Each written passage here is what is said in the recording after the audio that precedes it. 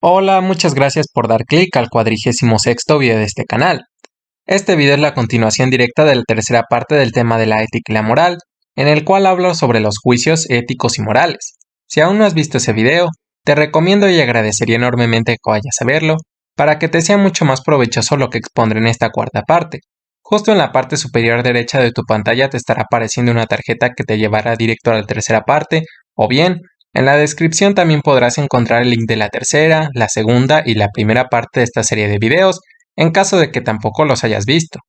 Habiendo hecho mención de lo anterior, este video tiene la finalidad de exponer en qué consiste el acto moral y cuáles son sus implicaciones éticas, tema con el cual se llegará a un entendimiento no completo, dado que seguramente aún faltarán cosas por abordar, pero sí mucho más amplio de ambas disciplinas. Para comenzar, es importante aclarar que la moral no solo se consolidó como disciplina gracias a los juicios morales, acompañados de las teorías del emotivismo, el intuicionismo, el racionalismo y la guillotina de Hume que lo sustentan al pretender responder al cuestionamiento ¿qué significa para el ser humano llevar a cabo juicios morales?, que forman parte del aspecto normativo de la moral, es decir, de su estudio teórico, sino también gracias a su estudio práctico, es decir, gracias a la observación y análisis del acto moral, entendido como una acción ajustable a un código moral valorado por la ética, que tiene una estructura ontico-ontológica, que se constituye a su vez de dos aspectos que se encierran dentro del mismo acto. El primero es un aspecto subjetivo y el segundo es un aspecto objetivo, cuya unificación comprende a las 6 etapas que lo conforman. El aspecto subjetivo, por su parte, se compone de 5 etapas y contempla las percepciones o ideas que tenemos acerca del cumplimiento del acto moral, o expresado de otra forma, a la realización de un componente moral. Estas etapas son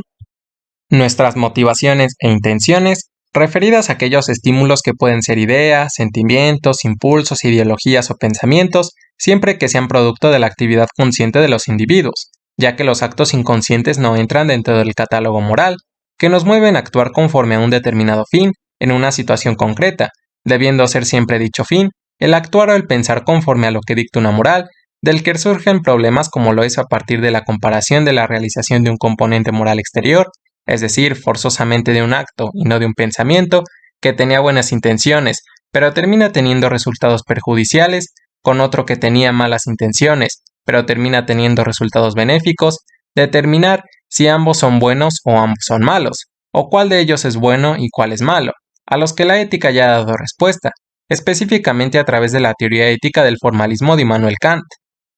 Luego la conciencia del fin que se pretende alcanzar, entendiéndose por ella una noción del resultado que se pretende alcanzar, que está íntimamente ligada a la etapa anterior, pero con la diferencia de que la primera es el motor, motivo o intención, y esta es la voluntad para alcanzar dicho fin.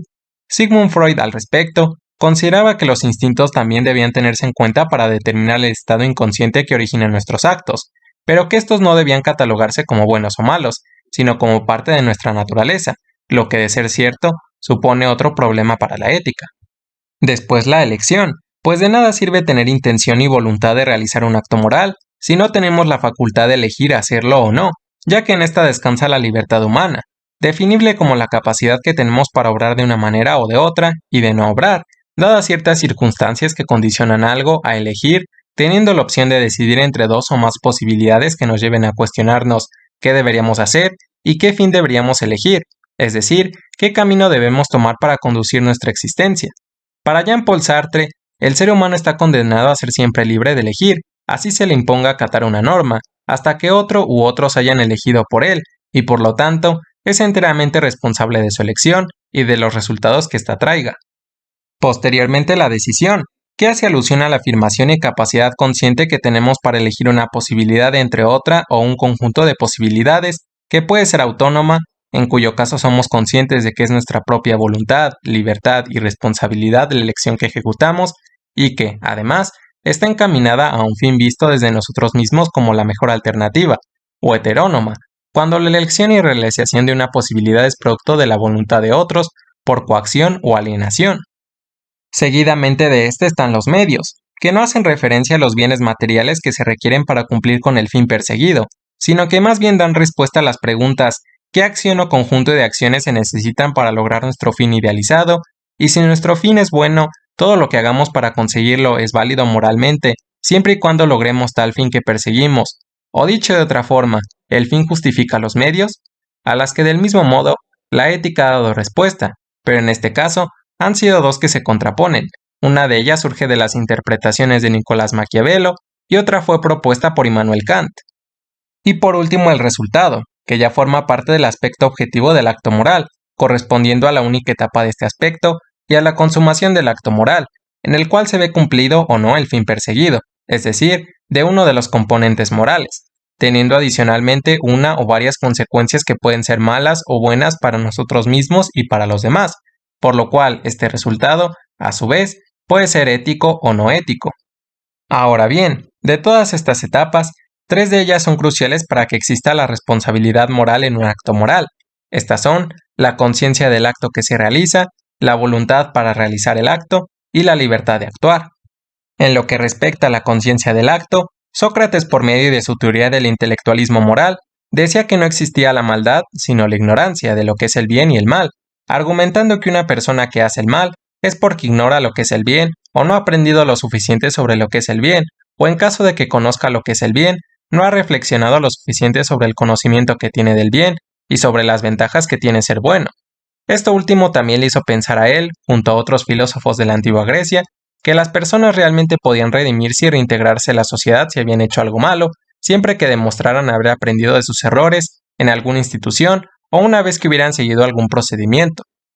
A la idea de que no existía maldad sino ignorancia, tiempo después se opondría Aristóteles, así como las diferentes moralidades, incluida la moral jurídica, que por consenso general han determinado que aun cuando una persona ignore que está haciendo algo malo, o no haya reflexionado lo suficiente sobre los beneficios de comportarse bien y sobre las desventajas de comportarse mal, tal ignorancia o falta de reflexión no le exime de recibir una sanción que puede ser coercible o incoercible, pues en cualquier caso se es responsable de no conocer lo que se debía conocer, por lo cual esto debería ser motivo suficiente para interesarse por las leyes, del mismo modo que por nuestros derechos, obligaciones y en general todo lo que la sociedad considera que es bueno y malo.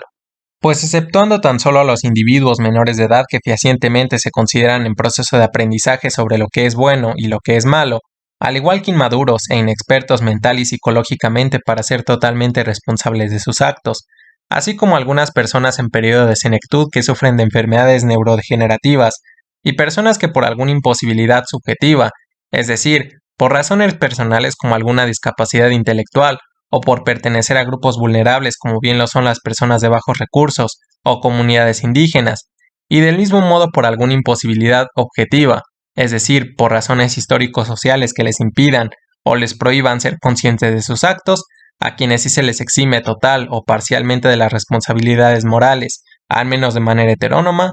Esto último debido a la existencia del criterio de exención de culpabilidad que indica que a una conducta no se le puede aplicar una pena si no está tipificada como delito, y del principio de irretroactividad, que refiere a la imposibilidad de aplicar efectos negativos de una norma a hechos anteriores a la promulgación de la misma en materia penal, el resto de personas sí son susceptibles de recibir una sanción si están incumpliendo con alguna ley, aun cuando desconozcan que lo que están haciendo es malo, aunque esto claro, hablando de la moral jurídica, ya que en el resto de moralidades sí llegan a ser mal vistas costumbres y creencias del pasado, y por lo mismo, estas sí pueden traer sanciones incoercibles. E incluso salvo casos en los que existe una intoxicación plena, una adicción grave que derive de otros trastornos mentales, o se hable de situaciones que tengan que ver con un consentimiento viciado que se verán a continuación, ni siquiera se exime de sus responsabilidades a personas que estando bajo la influencia de drogas o sus símiles, hagan algo inmoral, dado que también son responsables de consumir tales sustancias. Sin embargo, hasta cierto punto sí se ha aceptado por la moralidad jurídica y religiosa la idea de que las personas pueden reincorporarse a la sociedad si han cometido delitos específicos una vez que hayan recibido una respectiva sanción de acuerdo al delito del que se hable, que normalmente son multas, servicios comunitarios o en casos más graves, la estancia en la cárcel, cuya finalidad inicial era reformar a los individuos, o por lo menos esa fue la visión bajo la que se construyó tal institución en la familia jurídica romana germánica, de la que forman parte los países latinoamericanos y europeos, que recogió muchas de las ideas de los antiguos griegos y se vio influenciada en su momento por la religión cristiana, que mantiene vigente la idea de que Dios perdona los pecados por más graves que sean, porque siempre que haya un genuino arrepentimiento, otorga la oportunidad de cambiar a las personas, a diferencia de la familia jurídica del common law, que integra a los países anglosajones, que construyó las prisiones bajo la concepción de que éstas sirvieran como una forma de castigo, aunque hoy en día esta última sea la noción que prima por sobre las demás familias en el plano jurídico, a pesar de que en muchos países la reintegración social sí se reconozca como un derecho constitucional. Por otra parte, en lo que concierne a la voluntad del acto, es necesario diferenciar que existe la coacción exterior o la coacción interior ante la responsabilidad moral, que sí nos pueden eximir de esta. La primera hace referencia a agentes externos que nos fuercen o nos obliguen a actuar de determinada forma en contra de nuestra propia voluntad, pudiendo ser de dos tipos, que son por coacción exterior indirecta o circunstancial, en el que por alguna circunstancia ajena a nosotros tenemos que actuar de una manera diferente a como lo hacemos regularmente, como lo es, por ejemplo, una hipotética situación en la que mientras conducimos un automóvil, nos enfrentamos a un peatón imprudente que cruza la calle aun cuando no tiene el SIGA, y nos estrellamos contra un poste en una maniobra por esquivarlo y salvar su vida, en el que sí se nos puede eximir de nuestra responsabilidad moral, porque tal acción no sería elegida libre y voluntariamente por nosotros, sino por una circunstancia infortuita. O por coacción directa, en el que una o algunas personas nos obligan o nos engañan para que actuemos de una forma específica, ya sea o bien bajo una amenaza que atenta con nuestra vida o bienestar físico, mental o psicológico, e incluso con el de otras personas, por lo que siempre se califican como actos violentos, en los que justamente debemos responder de la misma forma para sobrevivir o proteger nuestra dignidad, como lo es, por ejemplo, la situación en la que un ladrón obliga a un transeúnte a despojarse de sus pertenencias a cambio de su vida o de la vida de un familiar, y este último en el afán de defenderse termina agrediendo al ladrón, entonces sí cabría que a dicha persona se le exima de su responsabilidad, como consecuencia de la existencia del principio de legítima defensa. O bien por contener lo que en derecho se conoce como vicios en el consentimiento. Estos son el error, que se manifiesta cuando una persona engaña a otra para obtener algún beneficio, el dolo, que se produce cuando una persona induce al engaño a otra, la lesión, que se evidencia cuando hay un desequilibrio entre las partes que llevan a cabo un acuerdo, la mala fe, que se hace presente cuando una persona disimula y mantiene en el error a otra, y la violencia, que queda aducida cuando una persona ejerce fuerza física o emplea amenazas para lograr un fin, pero difiriendo de los primeros casos porque este, junto al resto de vicios que se efectúan en actos jurídicos como contratos de compraventa, de prenda, de arrendamiento, entre muchos otros, los anulan. Por ejemplo, un comprador que sin saberlo adquiere una casa robada o que no pertenece a quien la vende, puede ser eximido de recibir una sanción, el contrato pierde validez y la persona que orquestó algún vicio es merecedor de una sanción. Asimismo, es solo por los vicios en el consentimiento que se puede eximir de sus responsabilidades a personas que estando bajo la influencia de alguna droga, sustancia o cualquier otro estado que perturbe a sus cabales, que hayan dado su consentimiento para realizar una acción que en otra circunstancia no aceptarían, siempre que otra persona se haya aprovechado de su condición de menor lucidez para obtener un beneficio, como lo puede ser su consentimiento sexual o su consentimiento para firmar un contrato y demás. Lo que por supuesto incluye casos en los que la víctima haya sido engañada, inducida u obligada para ponerse en ese estado, y que por el contrario, sea sancionada en cualquier caso la persona que produjo el vicio en el consentimiento. Y la segunda por coacción interior, que remite a ciertos individuos a quienes se les puede eximir de su responsabilidad moral por causas internas en ellos, es decir, por causas subjetivas que no pueden controlar y los orillan a actuar u omitir una acción de manera involuntaria, como lo es una patología, una enfermedad neurodegenerativa o una discapacidad física, mental, psicológica y hasta en algunos casos emocional, que pueden ser temporales o permanentes, que igualmente los eximen de responsabilidad moral. No obstante, es menester precisar que en todas estas situaciones menciono que se puede eximir de las responsabilidades morales, porque esto no es en un sentido absoluto, ya que el derecho, gracias a las ideas de algunos filósofos antiguos de la talla de Aristóteles, reconoce que en la mayoría de veces hay un cierto margen para actuar de una o varias maneras alternativas que sí dependen de la voluntad del sujeto, pues de lo contrario, si en todas las situaciones donde existiera una coacción exterior se eximiera de responsabilidad moral a los individuos, entonces ocurrirían catástrofes y crímenes monstruosos, por lo que se ha optado por evaluar el caso por caso. Y es que retomando las situaciones anteriores, se considera que las personas en cuestión pueden ser responsables de sus actos si lo que hicieron era el último recurso que tenían disponible para actuar. Por ejemplo, si el conductor que choca contra un poste para salvar la vida de una persona lo hace teniendo una distancia razonable para frenar, así lo haya hecho por nervios, sí cabe discutir si amerita una sanción o no, o si en el caso del comprador que adquiere una casa que no pertenece al vendedor que la oferta, si no hubo violencia de por medio, el comprador es en parte responsable de su acción si no se cercioró de que no existieran vicios aparentes, en este caso, si no revisó la escritura pública, o si un transeúnte asesina a un ladrón en el afán de defenderse, es responsable de cometer tal acción si ya había neutralizado al ladrón o si éste no estaba intentando acabar con su vida o con la de alguien más por incurrir en lo que en el derecho se reconoce como el exceso de legítima defensa, por lo que en estos casos se recomienda actuar con mucha prudencia. Finalmente, en lo que incumbe a la libertad humana y al tema del acto moral, existen dos grandes doctrinas filosóficas que pretenden solucionar el problema de si existe o no la libertad para decidir de qué forma actuamos. Por un lado, el determinismo, que con base en el principio lógico de razón suficiente formulado por Aristóteles, propone con el sustento de 5 teorías que existe una razón suficiente para explicar por qué las personas cometen actos buenos o malos, por alguna clase de predeterminación que por sí solos no pueden evitar, por lo que no existe la libertad para elegir nuestra forma de actuar, que son importantes de comentar porque sin su existencia no se habría llegado al entendimiento que actualmente tenemos sobre la responsabilidad moral. Estas son la teoría del determinismo mecanicista, que plantea la tesis de que nuestra forma de ser física, mental y psicológica está determinada por nuestros genes que pueden o no ser hereditarios. La teoría del fatalismo, introducida por las religiones antiguas, para la cual todos los comportamientos y acontecimientos humanos están escritos por un destino inevitable que la naturaleza, un dios o varios seres divinos decidieron. La teoría del determinismo psicológico, que considera que todas las acciones tanto voluntarias como involuntarias tienen su origen en el inconsciente, que todos los traumas o aprendizajes previos a una conducta específica moldearon, y la teoría del determinismo sociocultural, de la que son partidarios filósofos como Karl Marx y Martin Heidegger, para quienes las condiciones materiales y el contexto histórico, social y cultural en el que nacen y se desenvuelven las personas son los que definen su forma de pensar, sentir y actuar, y la teoría del telurismo, la cual afirma que el modo de ser y comportarse de los seres humanos está determinado por los factores de su medio natural y geográfico, como el clima, la altitud o el régimen pluvial. Y por otro lado el indeterminismo, que sostiene que todos los acontecimientos y actos de los seres humanos son producto del azar, es decir, por lo no determinado en absoluto.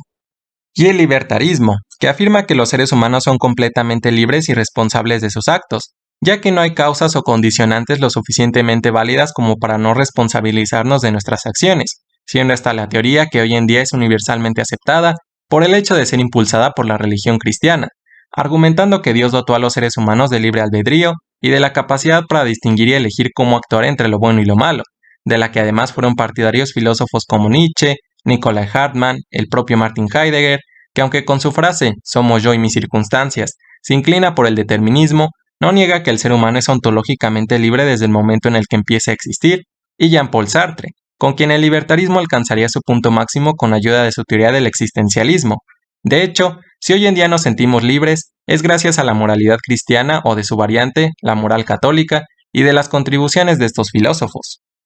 En lo personal, excluyendo la teoría del indeterminismo que carece casi por completo de argumentos que la sustenten, considero que tanto el determinismo como el libertarismo tienen puntos a favor y en contra, pues si bien, obviando al fatalismo que tan solo se basa en creencias, por ahora muy difíciles de demostrar, el resto de teorías deterministas tienen de su lado algunas evidencias científicas que las respaldan. Sin embargo, su reintroducción al mundo puede ser bastante peligrosa, porque su aceptación implica que de algún modo tengamos que justificar cualquier acción, incluidas todo tipo de atrocidades, por el hecho de que habrían elementos genéticos, psicológicos y sociales para explicarlos, además de que abriría el cuestionamiento sobre si absolutamente todas nuestras acciones están sujetas a nuestra genética y condiciones socioeconómicas, o si hay ocasiones en las cuales las personas actúan de una forma específica por obtener algún beneficio, sin que ninguna de las condiciones anteriores lo justifique.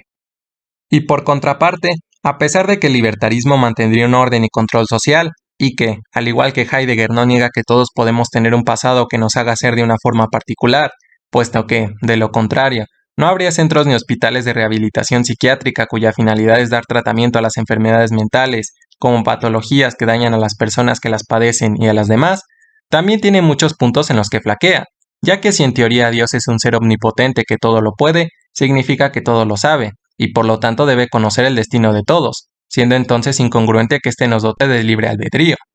Y a la vez, me gustan algunas ideas de ambas doctrinas, Del libertarismo me agrada lo mencionado respecto a que mantiene un orden y que, de algún modo, hace valer la justicia social, teniendo en cuenta que prioriza el interés colectivo por sobre el individual, ya que, como hago hincapié, no sería justo para las personas que hayan sido dañadas por otro u otros eximir de su responsabilidad a la o las personas que le hubieran causado tal perjuicio, aun cuando fuesen aceptadas las teorías deterministas, entendiendo para ello que aunque la justicia por un lado se define como la acción de darle a cada quien lo que se merece de acuerdo a sus acciones, supeditadas a sus circunstancias, por otro lado es también comprendida como el obrar en la búsqueda del bien común. Empero, pregunto yo, ¿acaso no sería más justo y mejor para todos a largo plazo evaluar la posibilidad real, sin descontinuar el modelo libertario en el proceso, de que en algunos casos, si no es que en la mayoría, pueden existir razones genéticas y sociales para explicar por qué algunas personas hacen cosas malas, para que en caso de ser ciertas, mejor busquemos soluciones a las raíces de esos problemas, en lugar de seguir perpetuando la presuposición de que somos completamente libres de nuestros actos? También es interesante pensar que si hay razones genéticas, psicológicas y sociales para explicar los malos comportamientos de las personas, de acuerdo con el principio de causalidad proporcional, las soluciones para erradicar tales conductas deberían tener que ver con lo tanto también con la genética y la sociedad, siendo las cárceles en esta misma línea de argumentación lugares poco propicios para reformar a las personas, pues resultaría más conveniente optar por reformarlas a través de terapias psicológicas o psiquiátricas y acabar con la desigualdad, por ejemplo, que es en parte una causante de la delincuencia. E incluso sin irnos más lejos, omitiendo por ahora más argumentos que puedan explicar por qué no somos libres, tomando en cuenta que la ciencia propone que nuestra naturaleza como seres humanos es nuestro instinto de supervivencia, no es descabellado considerar que quizá ese instinto no solo se refiere al impulso de sobrevivir desde un punto de vista biológico, sino de algún modo también social, desde el momento en el que empezamos a vivir como sociedad. Es decir, no es verdad que como seres racionales todo lo que hacemos en el fondo no deja de ser por el deseo de sobrevivir, pero adicionalmente también por el deseo de alcanzar la felicidad, o en su defecto por estar alegres de manera efímera en el presente o en el futuro, y que al fin y al cabo eso es un producto de nuestro deseo por sobrevivir en un plano espiritual y personal. ¿Y no es igualmente cierto que las cosas que perseguimos porque nos hacen sobrevivir biológica y socialmente están determinadas por factores extrínsecos? Pues ¿acaso no es cierto que las cosas que nos hacen felices no son producto de nosotros mismos sino de los demás, incluyendo ciertos componentes morales que pueden afectarnos a nosotros mismos o a los demás sin que nos demos cuenta? Y al mismo tiempo, si hubieran acciones que solo nos hicieran felices a nosotros mismos sin afectar a los demás, ¿lo seguiríamos haciendo aun cuando nos rechazaran socialmente? En casos como este último quizá lo haríamos, pero únicamente estando a solas, donde sí que podríamos ejercer en mayor medida nuestra libertad, a diferencia de los primeros casos que podríamos hacer sin problema. Y con base en esto, ¿será entonces que todo lo que hacemos en el fondo está coaccionado por nuestro fin en común de encajar, de sentirnos aceptados y de sentir que formamos parte de algo para sobrevivir social y biológicamente? Considerando que pese a que podemos rechazar ciertos componentes de un código moral, llegaría un punto en el que si no realizamos algunos, seríamos rechazados, y ello podría conllevar en nuestra muerte social, por nombrar a tal suceso de alguna manera. Si esto es cierto, no somos por consiguiente del todo libres, porque buscamos satisfacer esos fines no por gusto propio, sino porque es algo inherente a nosotros. Y claro que como seres racionales podemos deslindarnos de cualquier posible naturaleza, y al menos en este aspecto, seríamos libres en estricto sentido, como muchas veces se nos sugiere. Sin embargo, para cualquier persona esto es muy difícil, y recalco que no hablo de todos los componentes morales, pues no aludo a aquellos que si rechazamos no hay mayor relevancia, sino aquellos que irremediablemente debemos seguir porque realmente comprometen nuestra existencia en cualquier ámbito, ya que resulta evidente que forzosamente nos tendremos que apegar a algún código moral para ser felices y subsistir. Y por lo tanto, si el hecho de que sobrevivir y buscar la felicidad o momentos de alegría, una vez que nos volvemos racionales es prácticamente inevitable, nuestra meta constante como sociedad es evaluar la forma en que están construidos los componentes morales, que están diseñados para satisfacer esos fines. De ahí la gran importancia de reflexionar sobre ellos. Te agradezco mucho por ver el video, espero que te haya gustado, y me gustaría conocer tu opinión respecto a si crees que la libertad exista y a si te inclinas por el libertarismo o por el determinismo.